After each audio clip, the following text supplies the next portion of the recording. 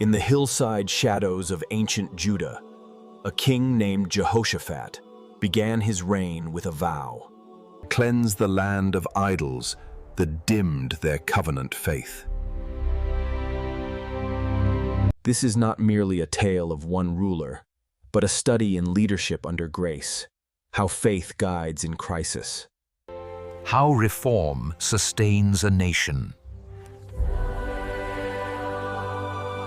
Jehoshaphat did not win the people with bravado alone.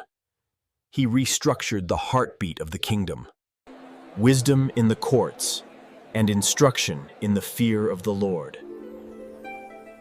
He removed the high places of idol worship and gathered the elders, appointing judges who would rule with integrity.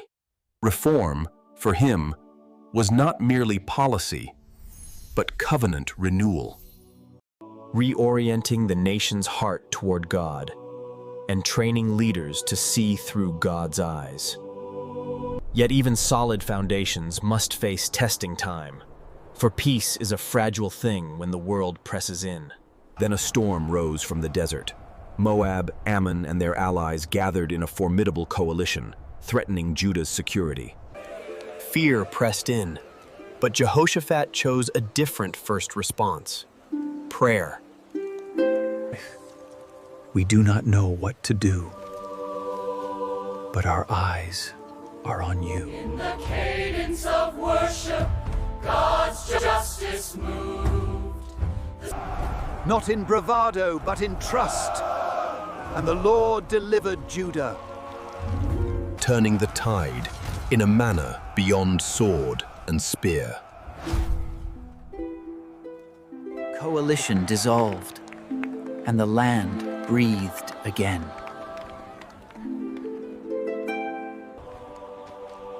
The victory leaves behind lessons as sturdy as the walls of a fortress. Trust in God, seek His guidance, and measure victories by faithfulness more than force. Jehoshaphat leads by prayer, governance, and justice, inviting the people to revere the Lord and embrace reform as a daily practice. We tasted mercy today because we chose to look beyond ourselves. Leadership, however, is tested not only by external threats, but by the alliances we choose. Jehoshaphat's generosity and his earlier reforms drew him into an uneasy partnership with Ahab. The alliance, though born of prudence and openness, carried spiritual hazard. Politics pressed against covenant fidelity. Would not be immediate, but would echo through generations. Trade, marriages, and mutual protection. These ties can bind us to a fate not our own. The warnings are clear. Even righteous leadership can be drawn into compromises that loosen the anchor of faith. The consequences, though not immediate, begin to surface in the days that follow. Touching households and the moral climate of the nation. What one generation sows in alliance and compromise becomes the air their children breathe. Jehoshaphat's steadfast heart faced a sobering reminder. A nation's spiritual health hinges on covenant faithfulness across generations. How do we steward the faith we've received, so it remains a living legacy for those who come after?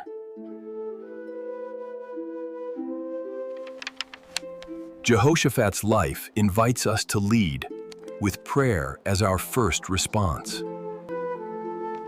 In the quiet moments of leadership, whether in family, church, or city, we steward a covenant faith that blesses today and safeguards tomorrow.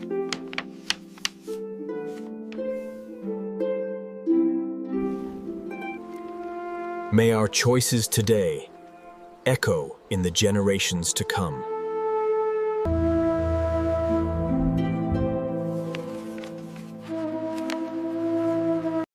To pursue reform with wisdom and to discern partnerships with discernment.